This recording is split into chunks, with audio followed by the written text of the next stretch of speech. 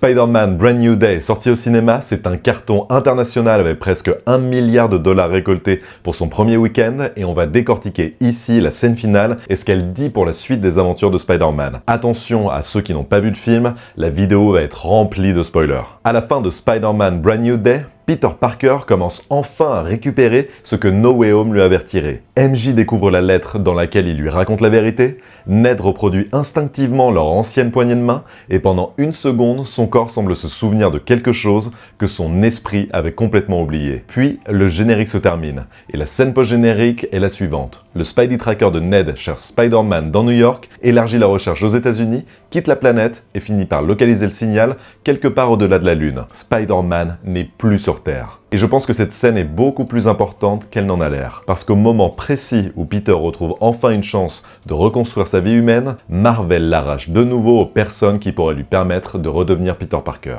La scène ne nous demande donc pas seulement où Spider-Man est parti, elle nous demande quelque chose de beaucoup plus inquiétant. Quelle version de Peter reviendra de l'espace? Car tout semble désormais conduire vers une dernière grande transformation pour le personnage de Tom Holland.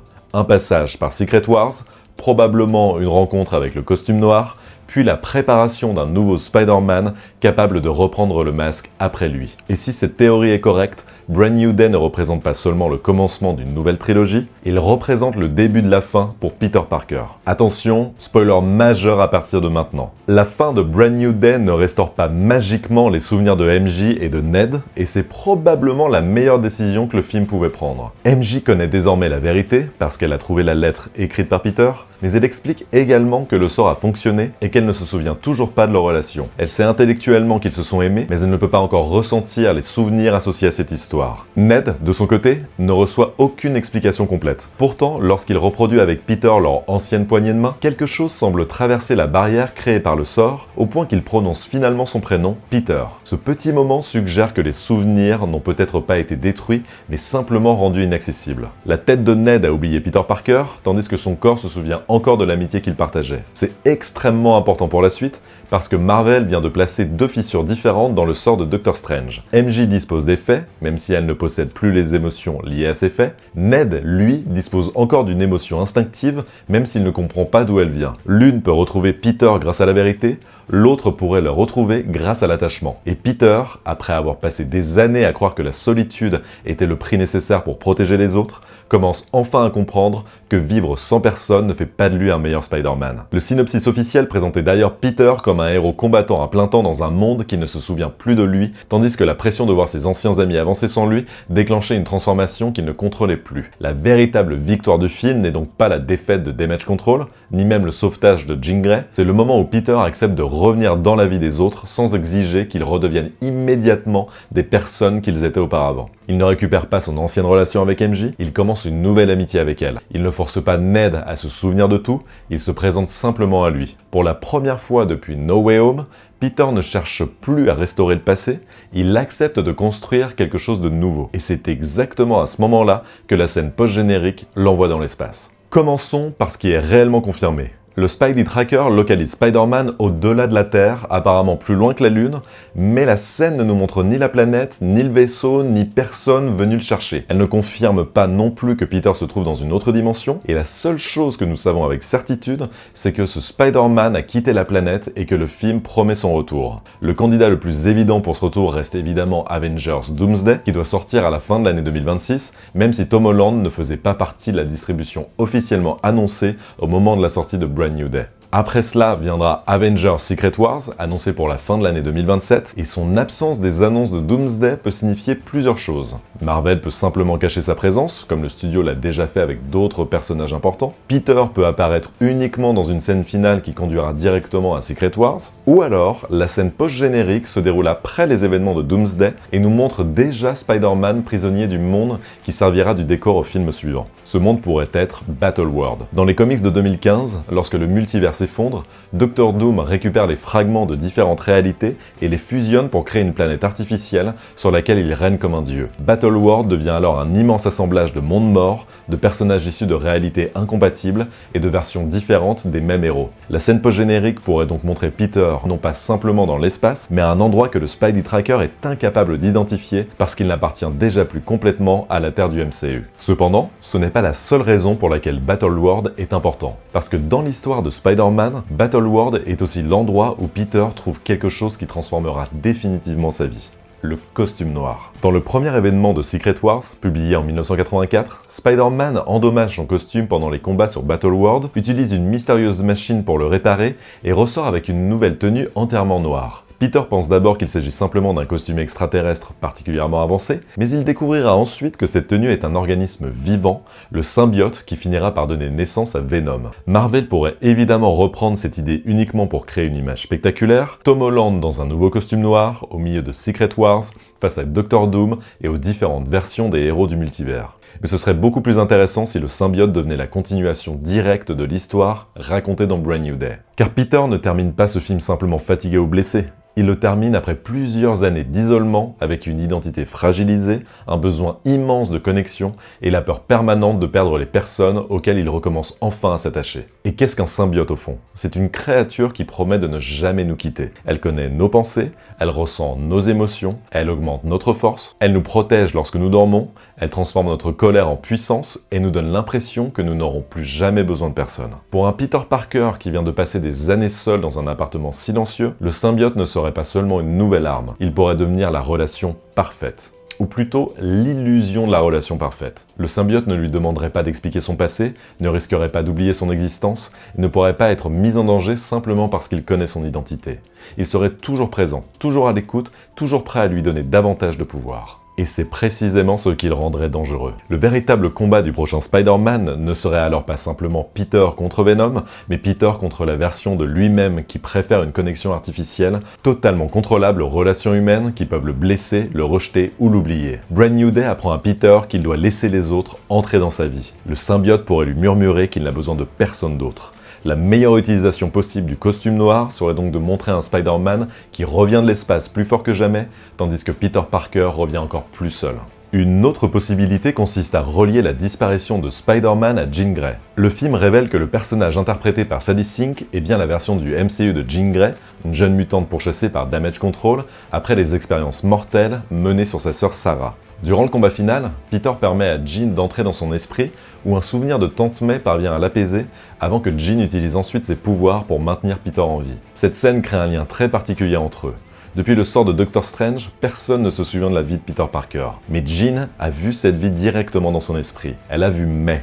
Elle a ressenti sa douleur et elle a probablement aperçu des fragments de souvenirs auxquels MJ et Ned eux-mêmes n'ont plus accès. Jean pourrait donc être la première personne depuis No Way Home à avoir véritablement rencontré le Peter Parker qui existe encore sous le masque. Ce n'est pas officiellement confirmé, mais c'est une conséquence logique de la scène. Et cela pourrait faire d'elle bien plus qu'une simple porte d'entrée vers la X-Men. Elle pourrait devenir le témoin de l'existence effacée de Peter. La présence de Jean crée également une autre théorie.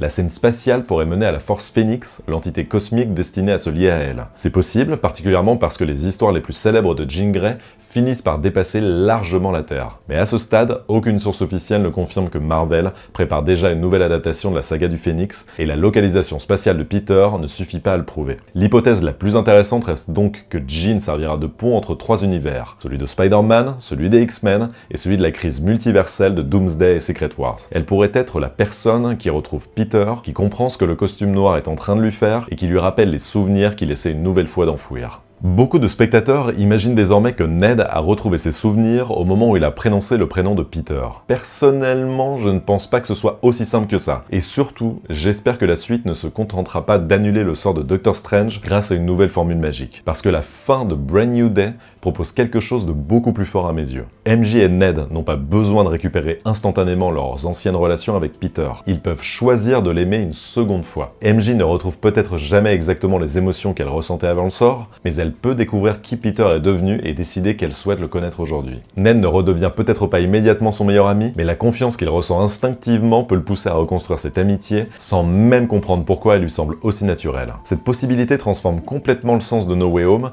et le sacrifice de Peter reste réel. Il ne récupère pas simplement tout ce qu'il a perdu, comme si rien ne s'était passé. Mais le sort ne peut pas totalement supprimer les traces laissées par une relation sincère. La mémoire disparaît, mais la connexion demeure. Et c'est ce qui rend son départ dans l'espace encore plus cruel. Peter vient enfin de comprendre qu'il doit cesser de fuir MJ et Ned. MJ vient enfin de lui ouvrir une nouvelle porte, Ned vient enfin de prononcer son prénom pour la première fois depuis plusieurs années, puis Peter disparaît.